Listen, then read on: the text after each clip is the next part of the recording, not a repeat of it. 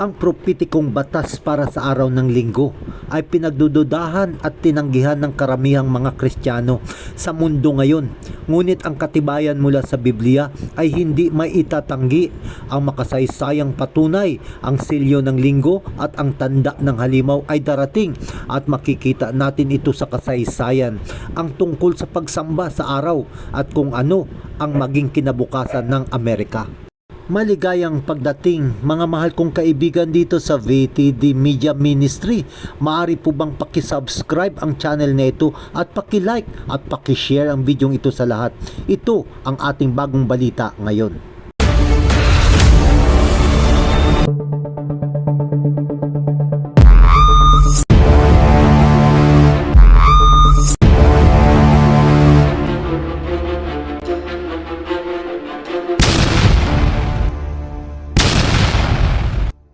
Ayon sa gobernador ng California na walang higit pa na otoridad kaysa moral na otoridad at ang pangunguna ng Papa para sa climate change ay nagbibigay ng inspirasyon sa amin.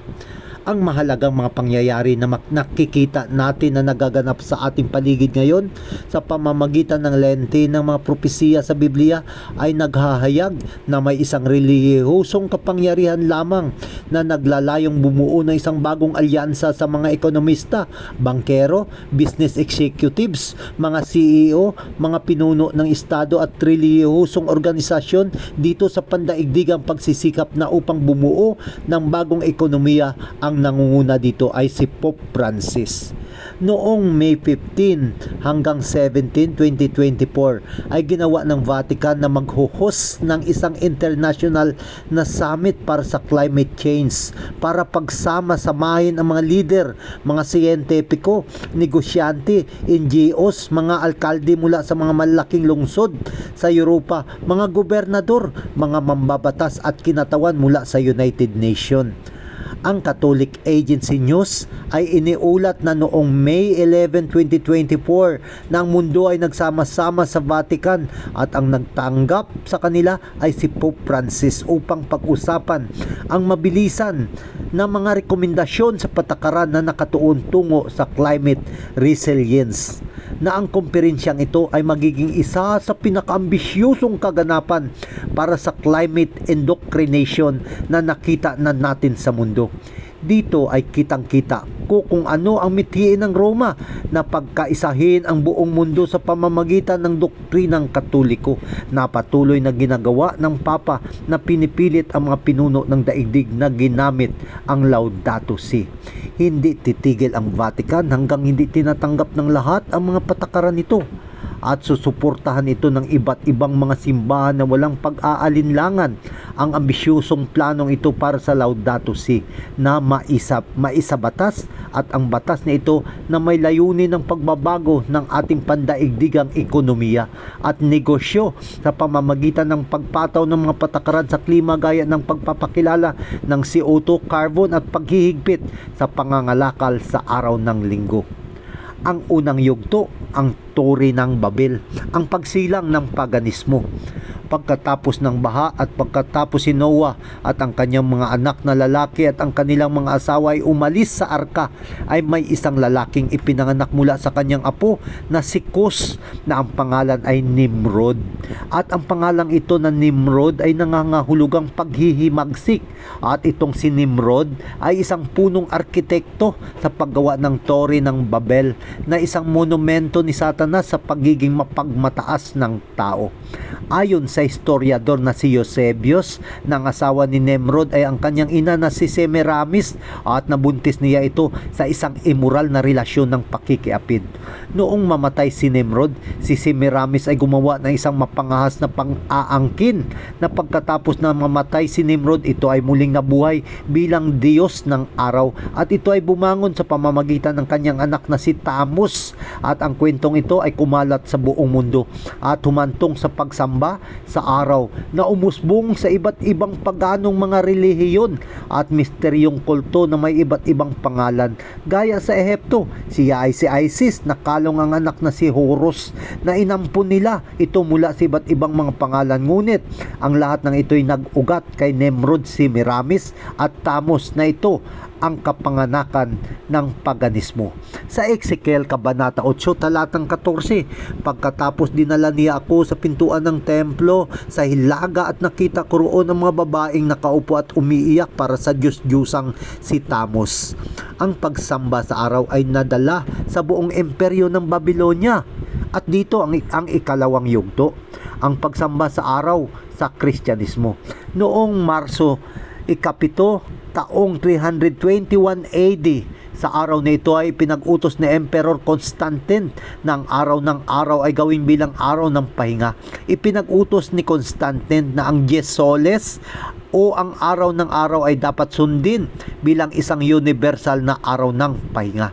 Pinili ni Constantine ang linggo upang maging araw ng pagsamba para sa mga Kristiyanong na gaya na tinatamasa ng nanitong na may espesyal na katayuan para sa linggo ng mga Romano na kanyang pinangalanan mula sa paganong Diyos na mga araw Invictus. Siya ay nagbigay ng unang batas sibil na nauukol sa araw ng linggo noong 321 AD.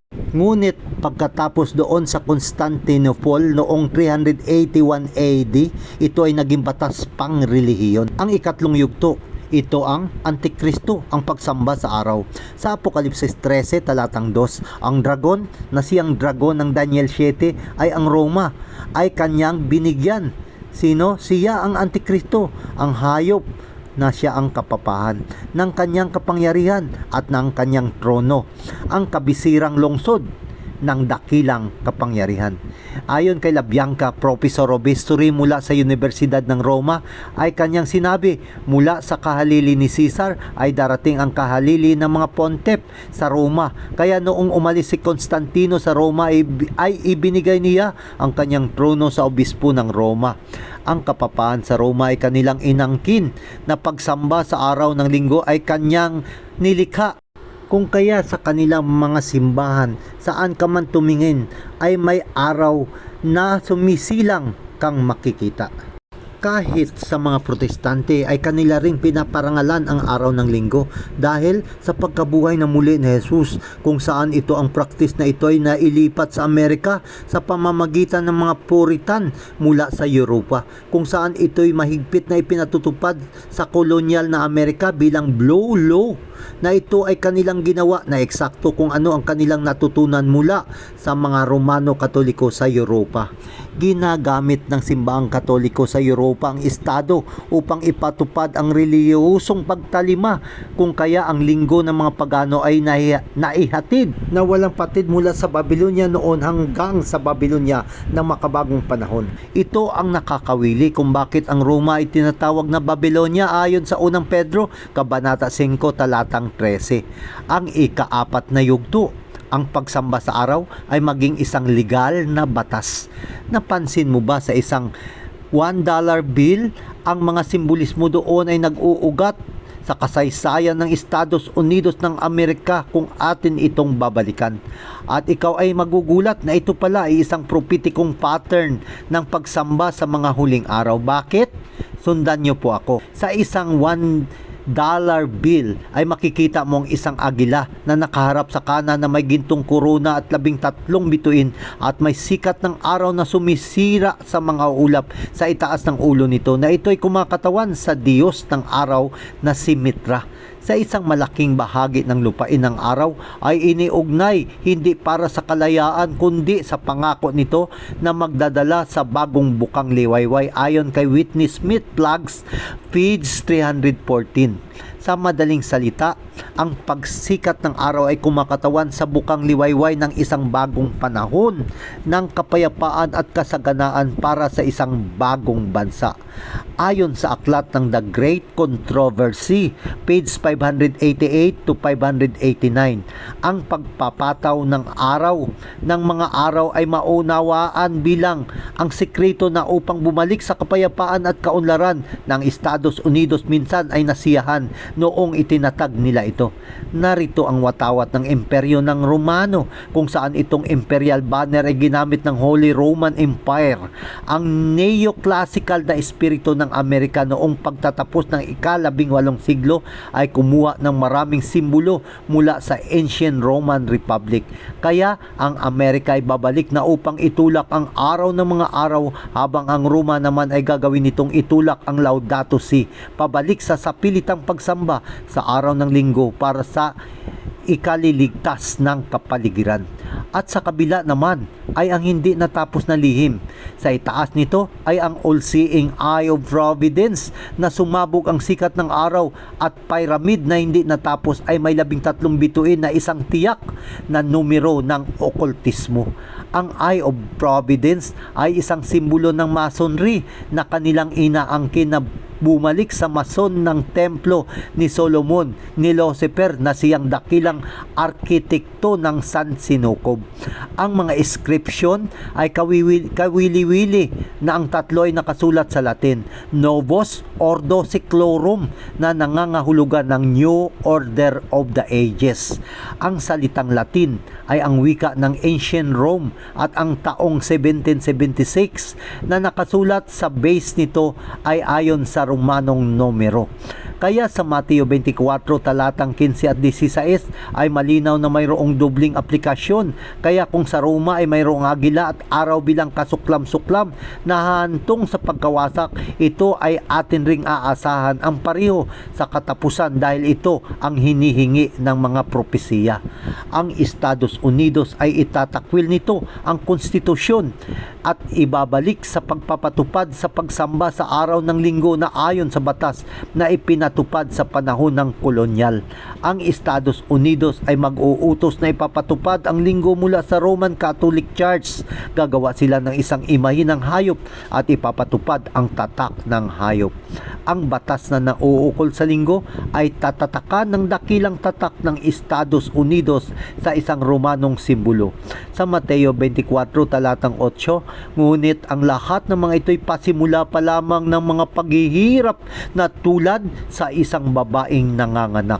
Inihalin tulad ni Kristo ito, mga natural na sakuna at pag-uusig sa isang ina na nanganganak, at ang bilis at ang kalubhaan ay magiging malaki. Kaibigan, ito na ang panahon na tayo o dapat ay sumuko kay Jesus at hayaan natin ang ating mga pananampalataya ay mas malaki pa kaysa ating mga takot sa mga huling araw. Hanggang sa muli, kaibigan, ito po si Elder Vincent Nepomuceno na laging nagsasabi na mag-aral tayo ng katotohanan mula sa Biblia, dahil ang katotohanan ang siyang magpapalaya sa atin mula sa ating mga kasalanan.